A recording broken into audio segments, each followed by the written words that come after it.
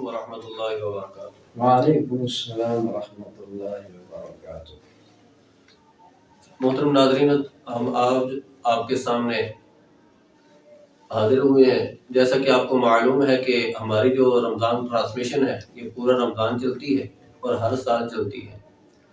تو اس رمضان ٹرانسمیشن کے اندر ہم آپ کے سوالات مفتیان کرام کے سامنے پیش کرتے ہیں اور ان سے شریعت کی روشنی میں ان سے آپ کے سوالات کے جوابات حاصل کرتے ہیں اور وہ آپ کی خدمت میں پیش کرتے ہیں۔ اگر آپ کو کوئی بھی مسئلہ درپیش ہو، کسی قسم کا کوئی بھی مسئلہ درپیش ہو، تو سکرین پر جو نمبر چل رہا ہے اس نمبر پر آپ اپنے سوالات واٹس ایپ پر لے کر بھیج سکتے ہیں، یا پھر اسی طرح فیس بک پر جو ہماری نشست چل رہی ہے، تو اس نشست کے جو فیس بک پر چل رہی ہے یہاں پر کمنٹس بار کے اندر بھی اپنا آپ مسئلہ لے کر پیش کر سکتے ہیں اور آپ کو انشاءاللہ اس کا جواب شریعت کی روشنی میں مل جائے گا۔ تو اب میں آپ کو لے کر چلتا ہوں۔ آج جو ہمارے اسٹوڈیو کے مہمان بنے ہیں وہ حضرت مولانا مفتی محمد معاذ صاحب، تو میں آپ کو لے کر چلتا ہوں استاد مفتی محمد معاذ صاحب کے پاس کہ وہ آج ہمارے سوالات کے جواب دیں گے۔ السلام علیکم ورحمۃ اللہ وبرکاتہ۔ وعلیکم السلام ورحمۃ اللہ۔ کیا ہے مفتی صاحب، ٹھیک ہیں؟ اللہ کا احسان، سب خیر وفیت ہے۔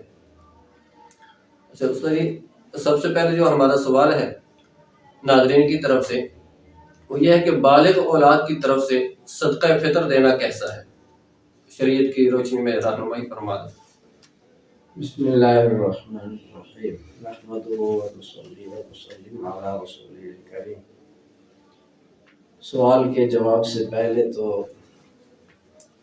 اپنے دل کے جذبات کا اظہار کرنا ہے کہ آپ حضرات کی یہ کاوش اور کوشش بڑی مبارک ہے کہ آپ سوشل میڈیا پہ بیٹھنے والے مجمع کو شرعی مسائل سے آگاہی فراہم کرتے ہیں، اور اس کے لیے آپ کو کافی کچھ مسائل سے گزرنا ہوتا ہے۔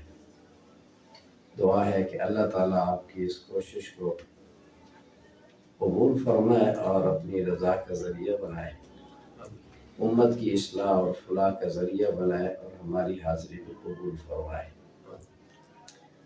صدقہ فطر در حقیقت سر صدقہ ہوتا ہے، سر کا صدقہ۔ جو شخص خود نصاب کا مالک ہے اس کو اپنی طرف سے اور اپنی نابالغ اولاد کی طرف سے تو صدقہ دینا واجب ہے۔ جب اولاد بالغ ہو جائے تو پھر والد کے ذمہ ان کا صدقہ رہتا نہیں ہے، لازم نہیں ہے۔ وہ بالغ اولاد اگر خود نصاب کی مالک ہے تو خود ادا کرے گی، خود نصاب کی مالک نہیں ہے تو ان کا صدقہ نہ تو باپ کے اوپر لازم ہے نہ خود ان پر لازم ہے۔ یہی حکم بالغ بیٹیوں کا، اور اسی طرح بہو ہو گئی اس کا بھی یہی حکم ہے، سسر پر لازم نہیں۔ لیکن اگر کوئی والد اپنی بالغ اولاد کی طرف سے صدقہ فطر ادا کر دے، یا اپنی بیوی کی طرف سے، اپنی بہو کی طرف سے ان کی اجازت سے ادا کر دے تو ادا ہو جائے گا، ثواب بھی ملے گا اور سر صدقہ بھی بن جائے گا۔ اولاد کی طرف سے تو صدقہ دینا واجب ہے۔ جب اولاد بالغ ہو جائے تو پھر والد کے ذمہ ان کا صدقہ رہتا نہیں ہے، لازم نہیں ہے۔ وہ بالغ اولاد اگر خود نصاب کی مالک ہے تو خود ادا کرے گی، خود نصاب کی مالک نہیں ہے تو ان کا صدقہ نہ تو باپ کے اوپر لازم ہے نہ خود ان پر لازم ہے۔ یہی حکم بالغ بیٹیوں کا، اور اسی طرح بہو ہو گئی اس کا بھی یہی حکم ہے، سسر پر لازم نہیں۔ لیکن اگر کوئی والد اپنی بالغ اولاد کی طرف سے صدقہ فطر ادا کر دے، یا اپنی بیوی کی طرف سے، اپنی بہو کی طرف سے ان کی اجازت سے ادا کر دے تو ادا ہو جائے گا، ثواب بھی ملے گا اور سر صدقہ بھی بن جائے گا۔ ماشاءاللہ۔ ناظرین کی طرف سے ہمارا دوسرا جو سوال ہے وہ یہ ہے کہ روزہ کا کفارہ اور قضا کب ہوتی ہے؟ ایک آدمی ہے رمضان کا روزہ رکھتا ہے یا غیر رمضان کا روزہ رکھتا ہے اور وہ روزہ توڑ دیتا ہے، تو کیا اس روزہ توڑنے پر کفارہ آئے گا یا صرف قضا لازم ہوگی؟ دیکھیں، اس کا لیے مختصر فارمولہ ہے کہ روزہ چھوٹ جانے اور ٹوٹ جانے پر تو قضا ہے، اور توڑنے پر قضا کے ساتھ کفارہ بھی ہے۔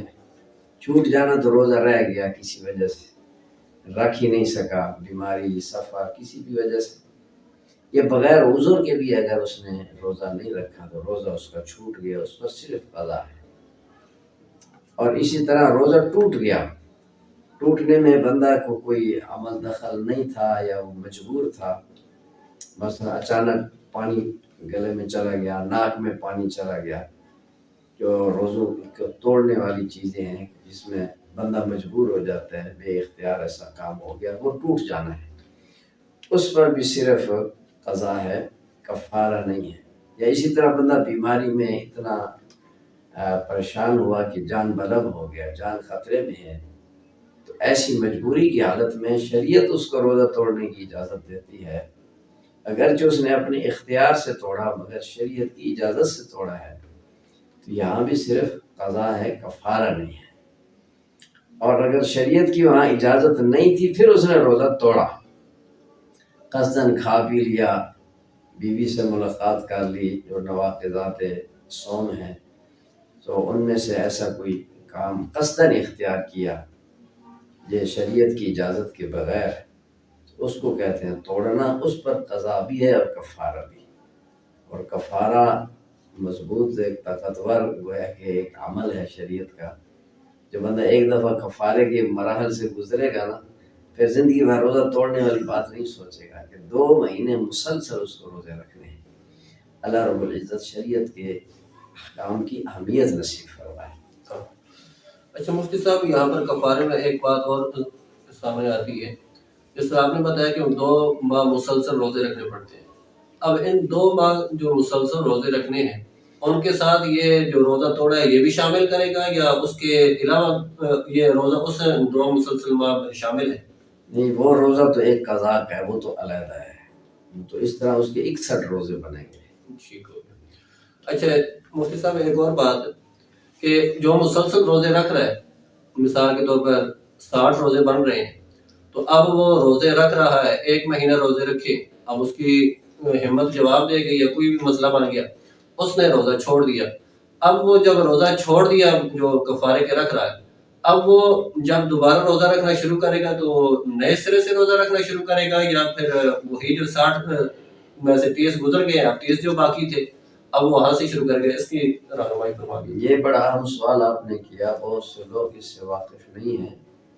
دیکھو، حکم یہ ہے کہ روزے مسلسل رکھے، جہاں بھی تسلسل ختم ہوگا، مثلا اس کی کمزوری کی وجہ سے یا درمیان میں عید کے ایام آ گئے، عید کے دنوں میں روزہ رکھنا جائز نہیں ہے، کوئی ایسا عذر آ گیا، تسلسل جب ٹوٹے گا تو نئے سرے سے روزہ شروع کرے گا، پہلے والے ختم۔ وہ ختم ہونے کا یہ مطلب نہیں کہ ان پر ثواب نہیں ملے گا، وہ نفلی روزے بن جائیں گے، ثواب ان پر بھی ملے گا، لیکن کفارے کے لیے مسلسل روزہ رکھنا۔ البتہ عورت کی شرعی مجبوری ہوتی ہے کہ وہ پورا مہینہ پاک رہ نہیں سکتی، شریعت کی طرف سے، اللہ کی طرف سے اس میں عذر ہے، تو عورت نے اگر کفارے کے روزے رکھنے ہیں تو اس کا عذر شریعت نے معتبر مانا کہ وہ مسلسل روزے رکھے گی، جس دن اس کی چھٹی آنی ہے، جتنے دن چھٹی ہے وہ دن اس کے مستثنا ہے، جیسے ہی پاک ہوگی اگلے دن متصل اس کو روزہ رکھنا ہوگا، تو اس کا جو تسلسل ہے وہ اس چھٹی کی وجہ سے نہیں ٹوٹے گا۔ البتہ اس کے روزوں میں بھی اگر عید آ گئی یا کمزوری، مجبوری، بیماری کی وجہ سے چھوٹ گیا، پھر اس کا تسلسل بھی ٹوٹ جائے گا۔ ان کی طرف سے وہ یہ ہے کہ فدیہ جو ہے، فدیہ کس کی طرف سے دیا جا سکتا ہے اور کسے دیا جا سکتا ہے، اور فدیہ ہوتا کیا ہے، اس کی رہنمائی فرما دیں۔ فدیہ یہ ہے کہ روزہ وہ نہیں رکھ سکتا، شریعت کی طرف سے اس کو چھوٹ مل گئی ہے، مثلا ایسی بیماری جس سے ٹھیک ہونے کی کوئی توقع نہیں ہے مرتے دم تک، ایسا بڑھاپا تو ویسے ہی وفادار چیز ہے کہ یہ تو ٹھیک ہوتا نہیں ہے قبر تک، تو جس کو شیخ فانی کہتے ہیں، بڑھاپا یا ایسی بیماری جس کے ٹھیک ہونے کے کوئی چانس نہیں ہے، ایسے شخص کے لیے شریعت نے سہولت دی ہے کہ وہ روزوں کی جگہ اپنا مال ادا کر کے فدیہ ادا کر دیں۔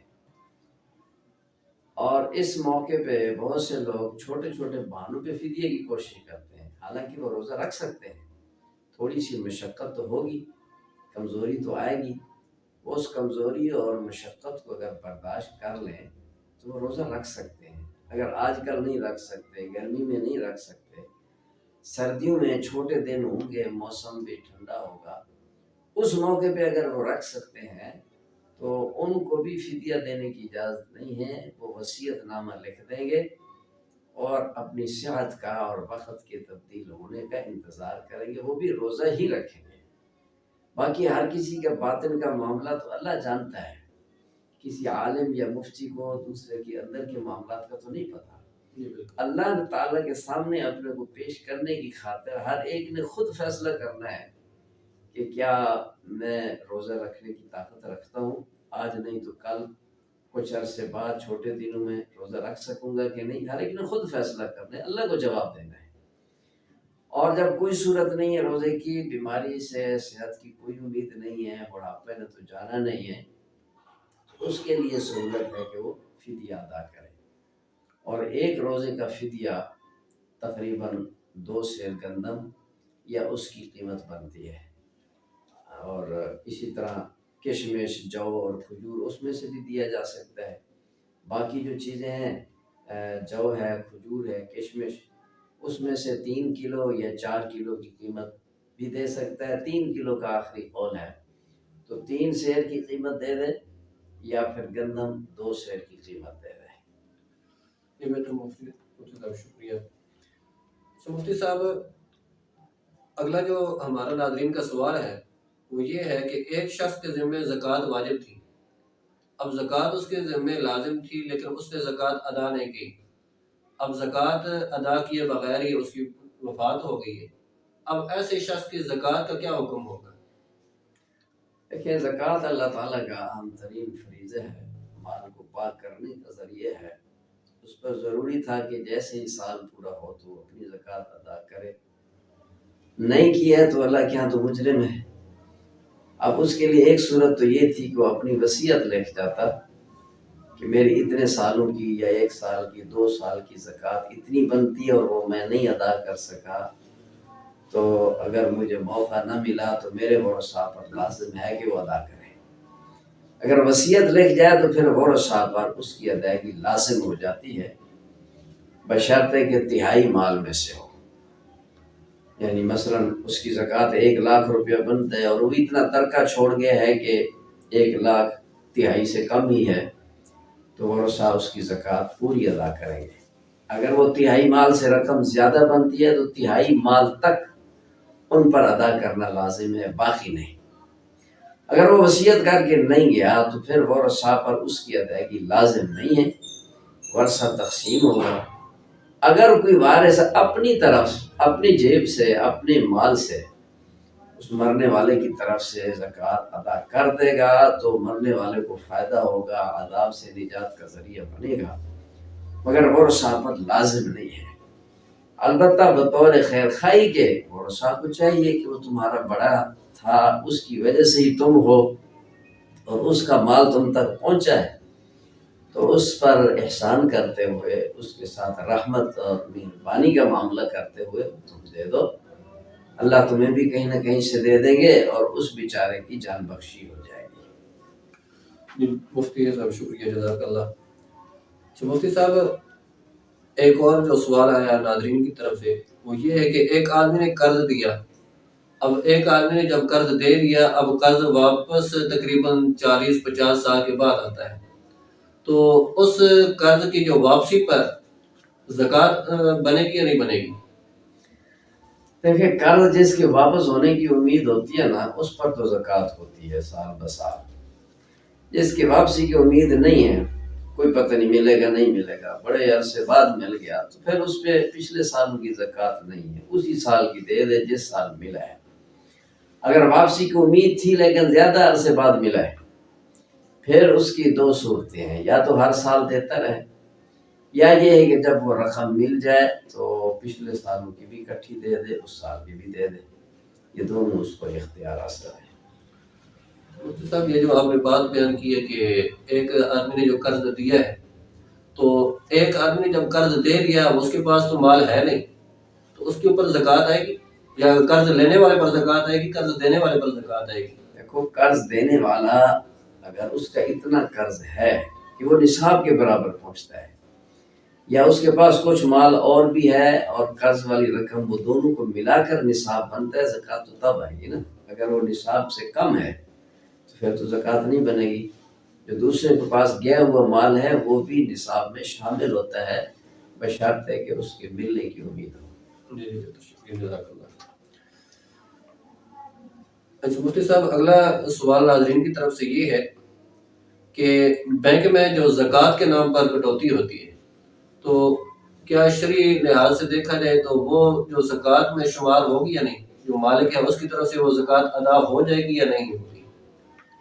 دیکھیں یہ اس میں آسان راستہ یہی ہے، پہلے تو یہ حکومت کی طرف سے مجبور کرتے تھے، مجبوری تھی کہ بینک والے وہ زکوٰۃ خود کاٹ لیتے تھے، لیکن اب ہر کسی کو اختیار ہے کہ آپ اپنے فارم پر کر کے جمع کرا دیں کہ ہمارے مال سے زکوٰۃ نہ کاٹی جائے، تو پھر آپ اپنے ہاتھ سے خود ادا کریں، کیونکہ بینک والے جو زکوٰۃ لیتے ہیں کہاں خرچ کرتے ہیں کچھ پتہ نہیں ہے، اس لیے اسی صورت کو اختیار کیا جائے کہ فارم جمع کرا دیں۔ اور پہلے قانون یہ تھا کہ فارم جمع کرانے کے لیے اپنے کو اہل تشیع لکھوانا پڑتا تھا، تو اب اپنے کو اسلام سے نکالنے کی ضرورت نہیں ہے، فارم پر صرف یہ لکھتے ہیں کہ میری زکوٰۃ نہ کاٹی جائے تو وہ فارم جمع ہو جاتے ہیں، اہل تشیع لکھنا ضروری نہیں، کیونکہ اہل تشیع تو زکوٰۃ کے منکر ہیں، اللہ کے ایک فریض ہے کہ وہ منکر ہے۔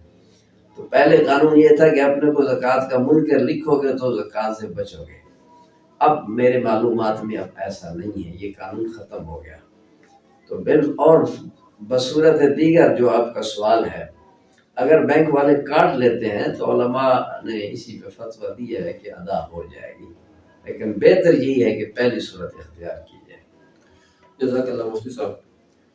مفتی صاحب، ہمارا جو ناظرین کا اگلا سوال ہے وہ یہ ہے کہ ایک شرعی مسافر ہے یا مریض ہے، وہ شریعت نے اس کو اجازت دی ہے کہ روزہ نہیں رکھ سکتا، اس پر چھوڑنے کی اجازت ہے، لیکن اگر بالفرض مسافر یا مریض روزہ رکھتا ہے، اب رمضان کا روزہ اس نے رکھ لیا، تو وہ رمضان کا جو روزہ ہے، مسافر ہے تو وہ رمضان کا ہی روزہ شمار ہوگا یا نفل روزہ شمار ہوگا؟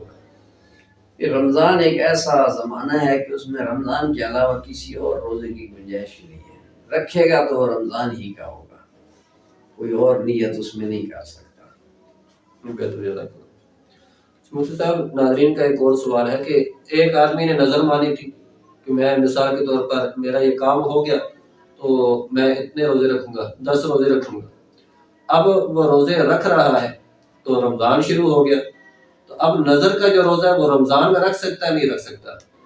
نہیں جی، پہلے بھی عرض کیا ہے کہ رمضان میں صرف رمضان کا روزہ ہے، نظر کا روزہ رمضان میں نہیں رکھا جا سکتا۔ یعنی کہ نظر کا روزہ اگر رکھنا پڑے گا تو وہ رمضان کے الگ ہے، رمضان کے اندر اس کی نیت نہیں ہو سکتی، وہ رمضان کا ہی رہے گا۔ جزاک اللہ۔ مفتی صاحب، اگلا جو سوال ہمارے پاس آیا ہے وہ یہ ہے کہ آنکھ میں دوا ڈالنے سے روزے کا کیا حکم ہوگا؟ جی، آنکھ میں سرما لگائے، دوائی ڈالے، کچھ بھی ہو، اس سے روزہ نہیں ٹوٹتا، اگرچہ آنکھ کی دوائی گلے پہ بھی اثر کرتی ہے، مگر فتویٰ علماء کا اسی پر ہے کہ روزہ نہیں ٹوٹتا۔ اور اسی طرح نکسیر آدمی کی پھوٹ پڑے تو اس میں جو ہے نا روزے کا کیا اثر ہوگا؟ کیا نکسیر پھوٹنے سے روزے پر اثر پڑے گا نہیں پڑے گا؟ جسم سے کوئی نجاست، کوئی بھی چیز خارج ہو نا، اس سے روزہ نہیں ٹوٹتا، داخلہ سے جو چیز داخل ہوگی تو اس کے بارے میں ہوگا روزہ توڑنے کی صورت، تو خون کہیں سے بھی جسم سے نکلے روزہ نہیں ٹوٹتا۔ اور آج کل جو یہ مشہور ہے کہ قے آنے کی وجہ سے روزہ ٹوٹتا ہے، اس سے بھی پھر اثر روزے پر تو کوئی اثر نہیں پڑے گا؟ ہاں، قے آنے سے روزہ نہیں ٹوٹتا، وہ جو قے کے مسائل ہیں وہ اس صورت میں ہے کہ قے آ کر واپس چلی جائے اور منہ میں آ کر چلی جائے، تو واپس جانے سے روزہ ٹوٹتا ہے، قے کے نکلنے سے نہیں ٹوٹتا۔ یہ بہتر، جزاک اللہ مفتی صاحب۔ تو آج جیسا کہ ناظرین آپ نے دیکھا کہ آپ کے جو سوالات ہمارے پاس آئے تھے وہ آپ کے سوالات ہم نے مفتی صاحب کے سامنے پیش کیے، اور قرآن و سنت کی روشنی میں ہم نے مفتی صاحب سے آپ کے سوالات کے جوابات پوچھ کر آپ کے سامنے پیش کیے۔